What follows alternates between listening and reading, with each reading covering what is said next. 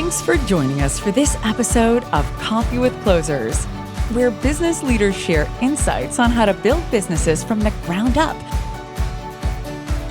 and best practices for innovating in their industry.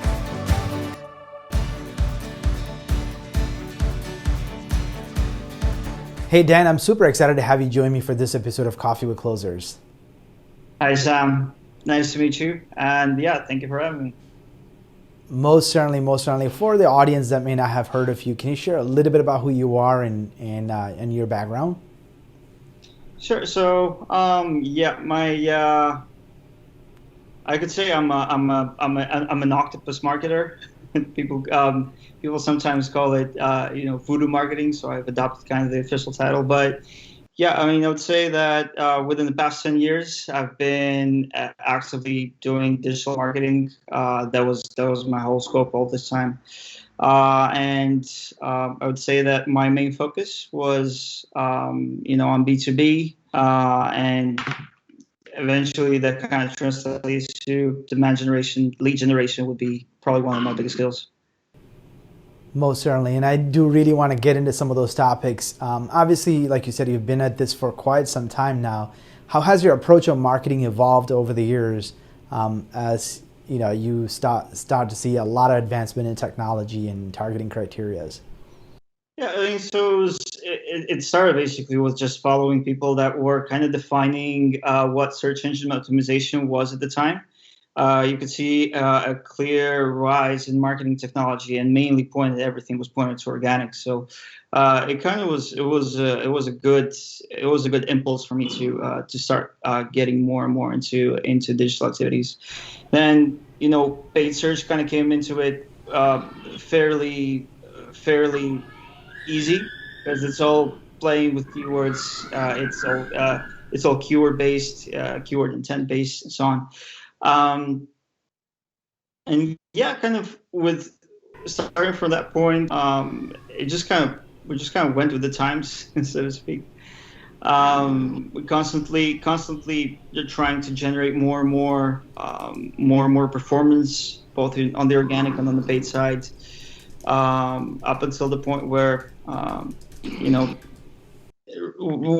reaching the apex within the past couple of years, I could say, was making acquaintance with ABM tools. That is basically the SEO of this generation, so to speak, because it's brand new tools being invented, approaches and so on, strategies, and this is probably the best one of the main drivers in revenue in 2021 that I couldn't afford to lose, and basically started doing that as well, gain momentum, and just like as with previous activities, turned to be quite successful as well. Understood. And today you are actually the CMO of Enrich, which is basically a demand gen platform for account-based marketing. So do you want to tell a little bit about what Enrich does? Sure. So like the way that I got to work with Enrich was kind of an eureka moment. They were the only company that weren't looking for someone, but I just resonate with them so much. I just really believe in the product that is quite superior. Having used it in the previous company that I worked for, I've done quite substantial research in terms of what would deliver my campaigns, what would deliver performance, and how it would actually help, integrating ABM as a commercial wide approach within the commercial organization within Voxpool. So it was basically just driving with new concepts and so on.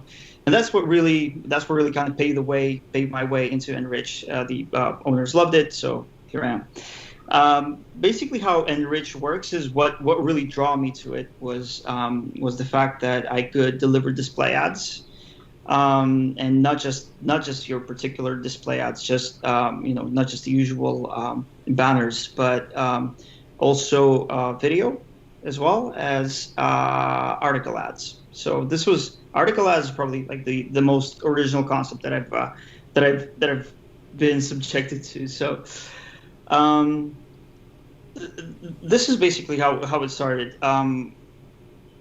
Prior to Enrich, I was a demand-based user, and I just needed to find a way to deliver content to my target audience, which were target accounts at the time. The demand-based was just asking for way too much money for way too lot that they would give in return. So naturally, I just decided to look for an alternative. The fact that it wasn't a self-service platform similar to Google Ads, where you could just upload your ads, select your target audience, and start delivering. That kind of was off-putting as well. And all of these questions were basically answered by Enrich. So yeah, basically, this is like the my approach was to start creating more and more campaigns, specifically towards my target accounts, and that in turn proved to be very effective, primarily because of personalization and what personalization can do in terms of customer engagement. And second, it was kind of the missing piece from the marketing funnel. Whereas, I'm pretty sure we're quite familiar that most people just turn to the bottom of the funnel. That they're just trying to squeeze that bottom as possible. And Enrich really enabled, the whole funnel to actually work for driving demand. Mm-hmm. So help me understand the article advertising. Is that more like Taboola, where you're doing content syndication or content discovery, or is it something different than that? So it's quite different, right? So like the way that Enrich actually works is that it delivers like the actual deliverable is an engagement, right? So whereas a lot of platforms are CPC based, let's say Google Ads, they deliver stuff by click. We deliver it by cost per engagement, basically. So what that engagement means is that you can actually start engaging with our ads. So we actually deliver pre-click analytics as well. And article ads are one of the main drivers of pre-click engagements, because you can put an article up to 2,100 characters, and people usually scroll it. If they find it interesting, they scroll some more, and up until the point where it reaches 50% threshold, we consider that as an engagement, right? So it's literally the box, the placement that we procure through our DSP. It loads an article within that box, which you can read and scroll through. Mm-hmm. So this could be any sort of publications that we probably come to browse for information. Is it mostly publications or what? Correct.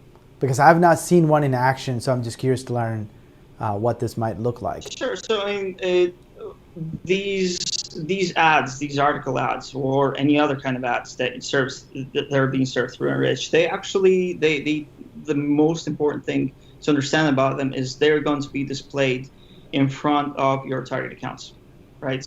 It doesn't matter if the publication is going to be, oriented on that same topic, or if the article that they're reading is going to be oriented to the same topic. It's basically going to be shown specifically to people that work for that account. So, to mention some publications that we deliver ads through is one of them is Bloomberg, the other one's Forbes. We work with multiple supply side platforms, so it's basically where we catch them, we deliver them, basically. Understood. So you're going to be somewhat relevant to the industry, but it doesn't necessarily have to, because you're layering the level of intent and saying, well, this particular audience looks like the ideal ICP of this marketer, and I need to make sure that I serve this ad to them, regardless of that publication is super relevant to them. Correct. So usually customers define their own target audience because they know better who their ICP is, right? They use target account list that they want to deliver those ads to, or the platform has a good firmographic segmentation tool, or they can create lookalikes. It's a whole bunch of features, but basically they are in control of who they want to show their ads to. And this is something that, for example, lacked in Google Display Ads in the native platform. one of the hottest topics out there when it comes down to burning budget. Yeah, so my question to you then, how is, let's say if we're using dynamic search ads to drive traffic to a long form blog post, right? And then you layer, let's say intent, not necessarily intent, maybe like affinity audience or in-market buyer audience on a Google search ad, and then you're only just going for long tail keywords just to drive traffic to a blog post, but it's still somewhat search intent based. How is that any different from a targeting and quality standpoint from what you are able to do with Enrich? The way the keyword intent works is that if a person is already aware of a problem or aware of a need that they have and they want to search for a solution. However, people might not sometimes know about a problem or a need, or for that fact about a product that could actually improve their own performance, right? So this is where it comes in, like these display ads being pushed towards target accounts. They create this awareness. They make the customer aware that there's a solution that they do not know about, that it could improve their lives, like it could improve their business. Understood. So you're basically artificially creating awareness and demand. I mean, I don't know if that's the best way to describe it, because they were in market. They were not in market to buy. Now all of a sudden they became aware, well, that I do have that need. Maybe I should start investigating how to go solve that specific need or challenge. So let's define lead generation, demand generation, because I know there's a lot of debate about it, right? Everybody's in the lead generation space, and in most performance advertising is all around lead. But how is that different from demand generation? Can you define that, and how should a marketer or a senior leader look at demand gen different from lead generation? So lead generation is probably one of the key components in demand generation. It's actually the process of, it's the border that people cross from an unidentified visitor, somebody that might be interested in your product, into the realm of, okay, let's have a commercial conversation, right? This is the spark that a lot of people are waiting for. Even though, most people are revenue oriented. We marketers, we tend to be really happy when we see that sign up.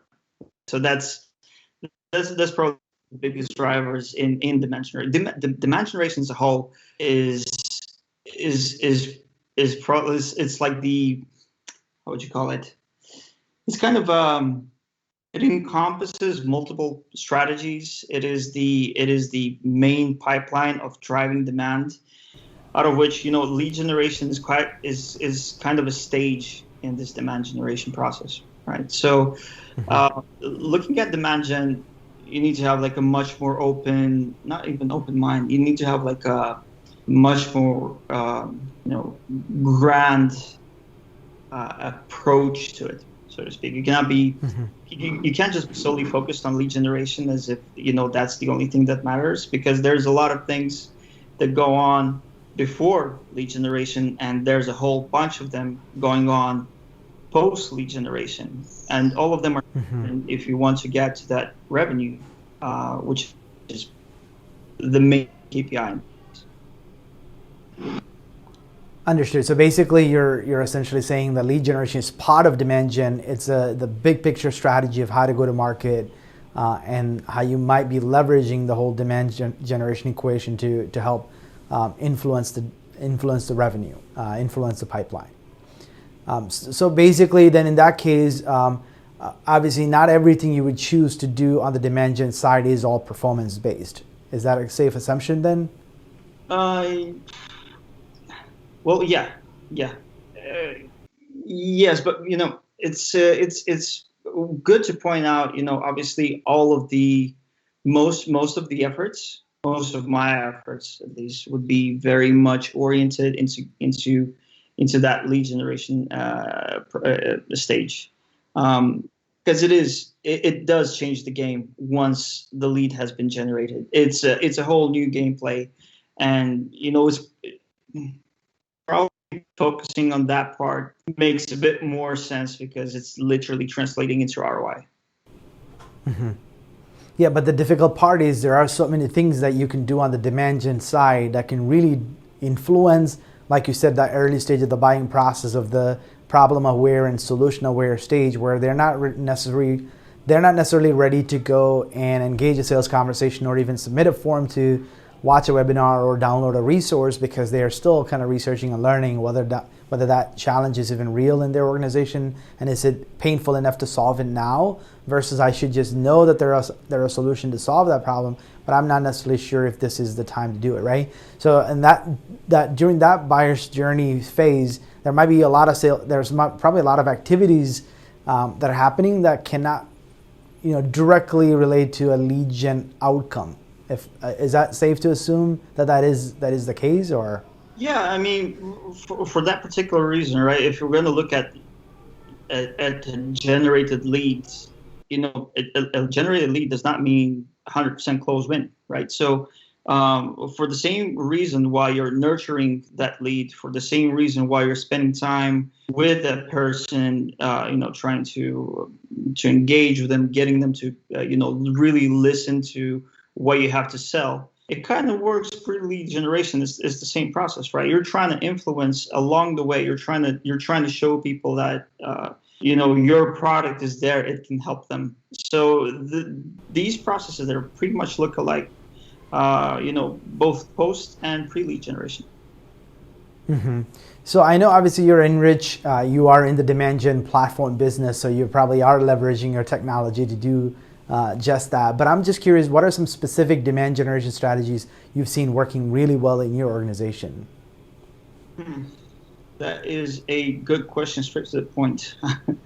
I guess probably the most important,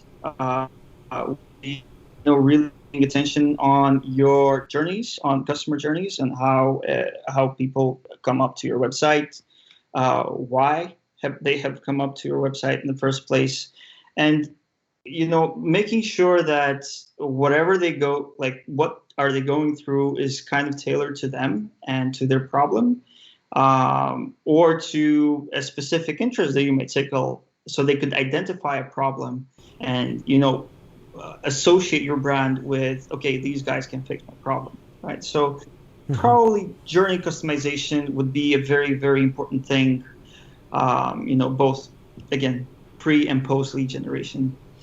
Another one would be, treating your prospects with not with care. What would be the actual word? Like personalizing everything for them specifically, making sure that you deliver what they require from you. Even though the product is, in most of the cases, the product is never going to change. It's the way that the customer is going to use it. It's kind of your job to make sure that they understand how to use it for themselves, and make sure that they excel with it, right? So paying attention to customers' needs is definitely key. And then probably one of the most important is obviously performing within the marketing funnel, making sure that you have necessary content for both bottom of the funnel and top of the funnel is quite important.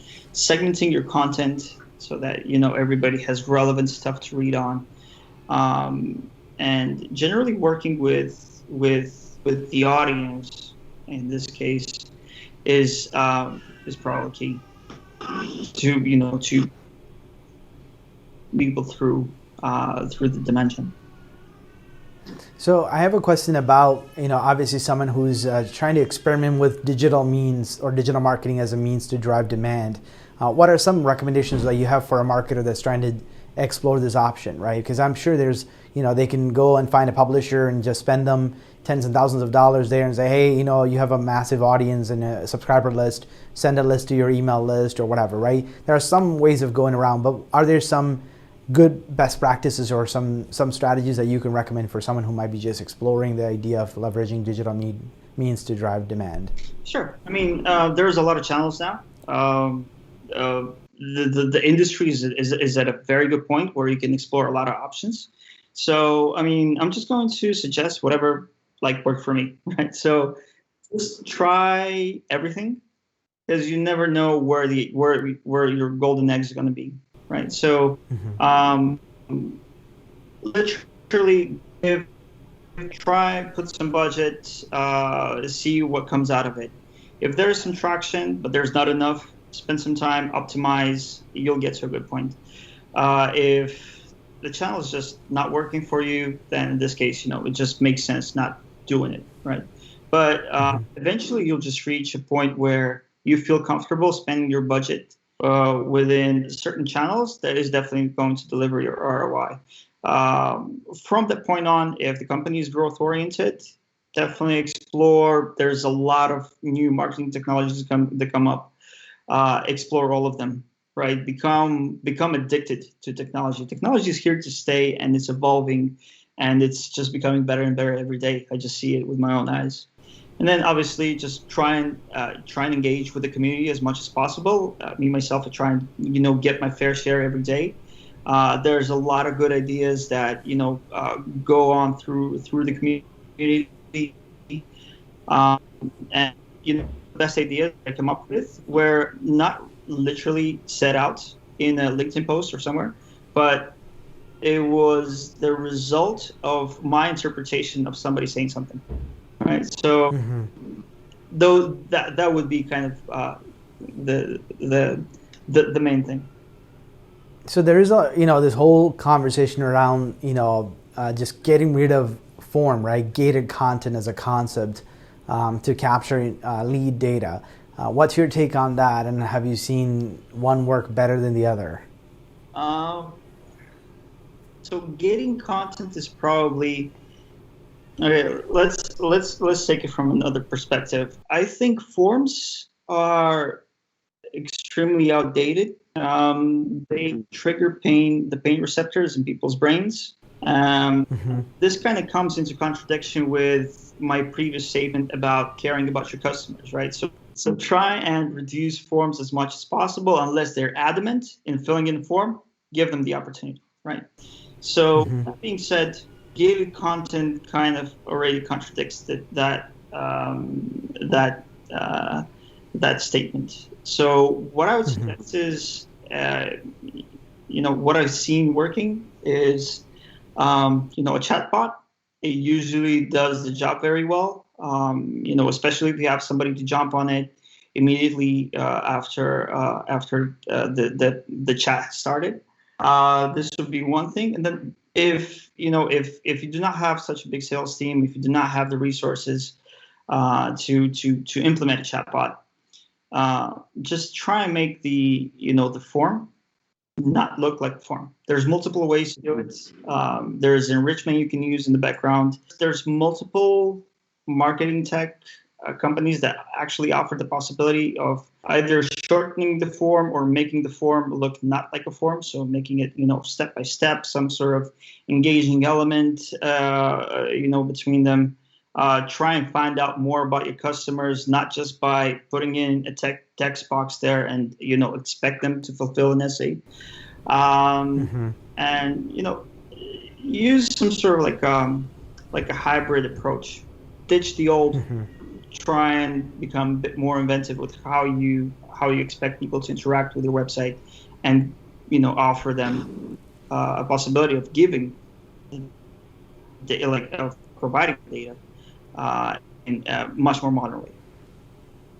Yeah, and I'm also starting to see a lot of quiz funnels. Basically, people are using quizzes to kind of self-qualify themselves to see, is this the right tool for me, or do I have do I qualify, right? So basically have them self-disclose some information to put them through the right funnel as well. I've been seeing that both on the advertising side, on platforms like Facebook and LinkedIn. They're sending people through a funnel like that, or even on the website itself. It's almost like, hey, take this assessment, and then make you kind of go through a quiz funnel essentially to just self-qualify. Seeing that working pretty well as well. But obviously, when you actually are spending so much energy and resource on creating quality content, let's say webinar or an ebook, are you saying then not to put it behind a form? How would you actually serve that to someone would benefit from that content? ABM platforms tend to have intent data within them, right? So personally, I use Enrich to deliver target account sessions to specific content pages. And just by seeing people clicking through, getting engaged with the content, that is already enough for me to understand, okay, this account is engaged. This is more than, this is enough data for me to start working with. This would be my approach, yeah. So basically, if you're doing account-based marketing today, right, and you're layering a level of intent on top of it, and especially with a lot of people working from home and you don't have the IP addresses of the organizations, how are you able to say with a level of confidence and say, hey, these are the ideal customer profile, they are working at these accounts, and they have these job functions, and for sure that the ads are being served to those right people? Yeah, I mean, so the idea is that we use both IP and cookie targeting. So once somebody has been tagged by a cookie because they've logged in from an IP that we recognize as an account, as a target account, they get a third-party cookie which goes with them whatever in the world. So this is when the pandemic kicked in. A lot of people were a bit skeptic about ad technology in this case, but it didn't really impact Enrich much, mainly because of cookie targeting, third-party cookie targeting. And then the intent is somehow collected from where they go usually for information gathering and what kind of keywords they might be searching or the topics they're looking into. Is that how you're getting the intent data? So the intent data, there is pre-click data that we gather. So these are the engagement with the article ads. These are the engagement with the video ads, how much of the video they've seen, if they pause it, did it play, all of that stuff. And then we have the post-click data, which is literally website visits, right? So it's visiting pages, how long the session was for, that kind of stuff. And then as advertising aside, we also offer first party data only from sessions that have no attribution to Enrich, right? So let's say you have a paid advertising campaign on Google Ads, right? We will show you sessions from target accounts that you're targeting if they're coming from whatever other channel, whether it be Enrich or not. So I have another question in terms of kind of your marketing campaign execution strategy. I want to learn a little bit about your thought process and how you get your team around to execute marketing campaigns. So if you are kind of building a marketing strategy and then you're executing these campaigns, I'm just curious, do you have some sort of a sprint that you follow? And also, how do you make sure that you have some, basically some KPIs are met at the end of this and that you're in a timely fashion executing these campaigns? Is there some methodology that you follow internally? So, I mean, not really. In terms of methodology, there's not really much of a process there. Honestly, campaign building, it takes priority up until a certain point, until we have satisfied lead generation requirements. So if leads are pouring in, that side is is taken care of. Then campaign creation kind of goes on the second level, right? Because there's always shifts in priorities. Either you need a website, either you need a new page, or you need to improve your content, update your content. There's multiple things to take care of. But definitely every now and then, especially if there's new pages, new content coming out, we're trying to send traffic to it just to see how it performs and if it actually gathers the right people reading it and getting all of these behavior metrics behind it. Mm-hmm. And is there kind of like a cadence in terms of hey, it starts with, hey, here's a big picture strategy, here's all the necessary assets that we need, and where what basically implementing those assets into the respective ad platforms, anything like that? Do you have some sort of a cadence that you follow?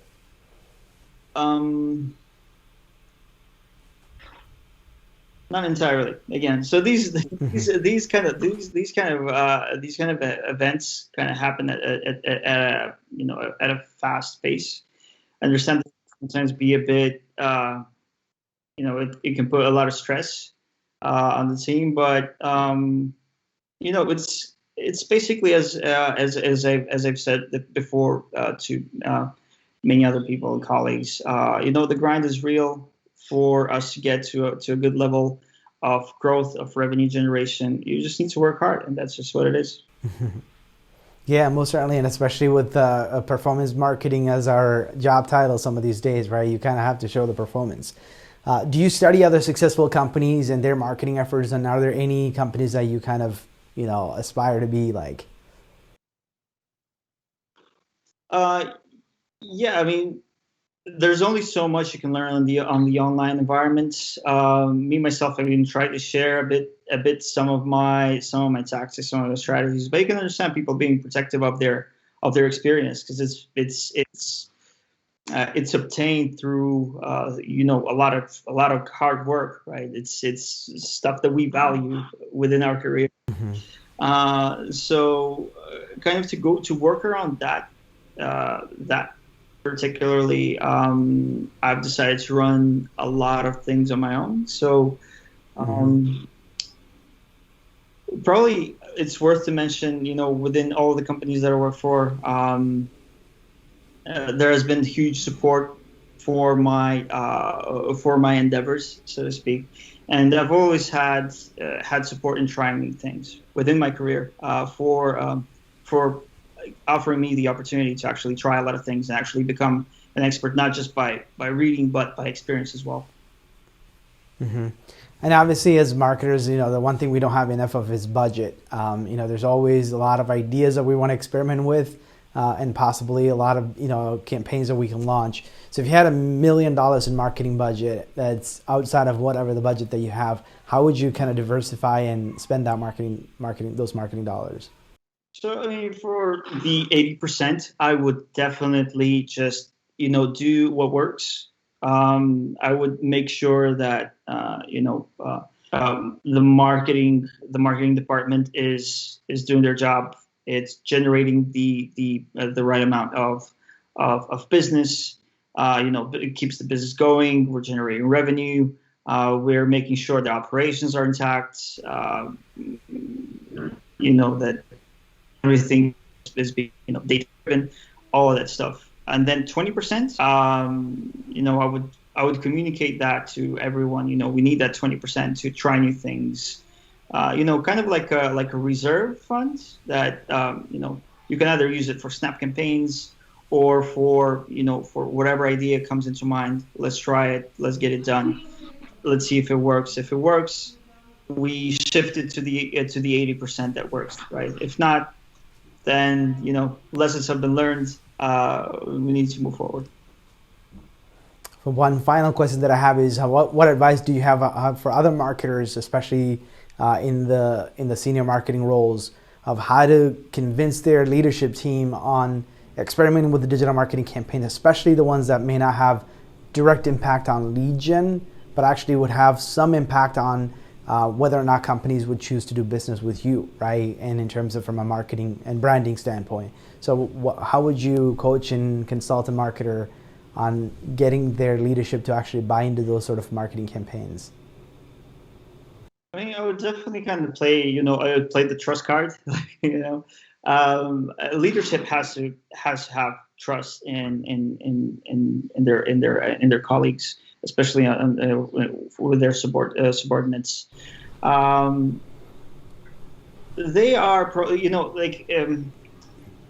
they should take it from a standpoint where, obviously, if the company is expecting some sort of growth, if they're expecting some sort of revenue generation, they should expect, they should be pushing people to go beyond, right, above and beyond. So from that point of view, it's important to get the message across to leadership that they need to experiment, they need to grow.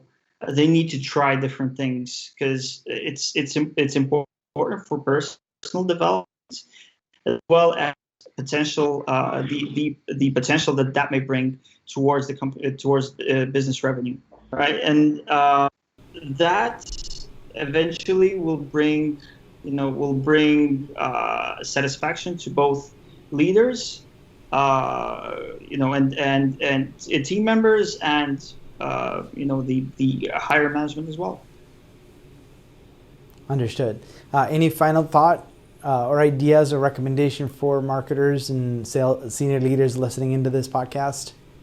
Sure. On what they can do different or better? Sure. I mean, obviously, if we're going to talk about, I'm more of a B2B expert, so if the advice is going to be B2B oriented, do ABM. Do ABM as much as possible. You will inevitably fail, but it works. There's hundreds of testimonials. You don't have to take my word for it. If it's not working for you now, it will work for you if you put the right amount of effort into it. And the rewards are usually bigger than the other rest of the channels.